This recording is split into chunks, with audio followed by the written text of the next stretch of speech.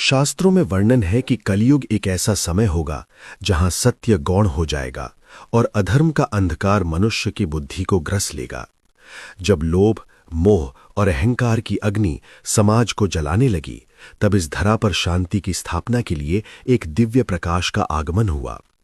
उत्तर प्रदेश के कासगंज जिले का एक छोटा सा गांव बहादुर नगर, जो नियति के मानचित्र पर स्वर्ण अक्षरों में लिखा जाना था, इस नारायण साकार हरि का प्राकट्य। बहादुर नगर की उस पवित्र माटी में नारायण साकार हरि ने अपनी लीलाओं का विस्तार किया।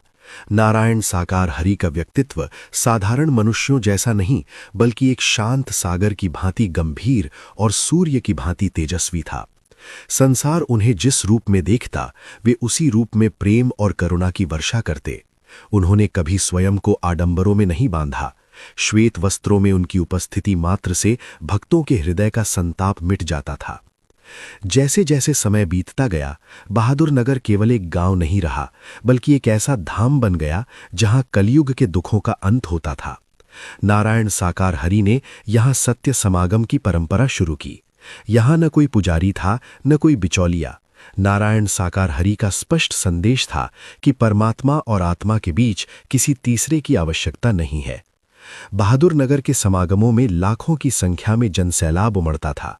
तपती धूप हो या कड़ाके की ठंड, भक्त घंटों नारायण साकार हरि की एक झलक पाने के लिए प्रतीक्षा करते। जब नारायण साकार हरि मंच पर विराजते, तो पूरा वातावरण सत्य की जय के नारों से गूंज उठता।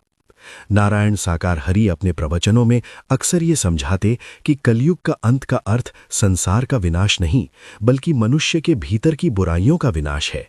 उन्होंने सिखाया कि कलयुग तब समाप्त होता है जब मनुष्य पर निंदा, मांस मदिरा और झूठ का त्याग कर देता है।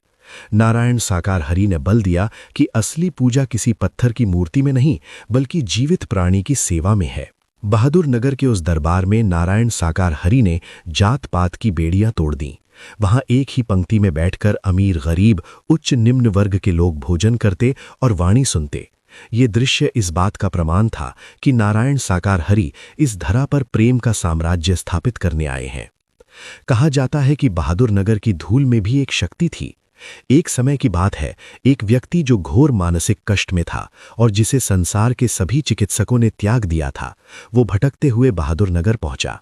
वहां नारायण साकार हरि के दर्शन मात्र से और उनकी अमृतमयी वाणी सुनकर उस व्यक्ति का चित्त शांत हो गया।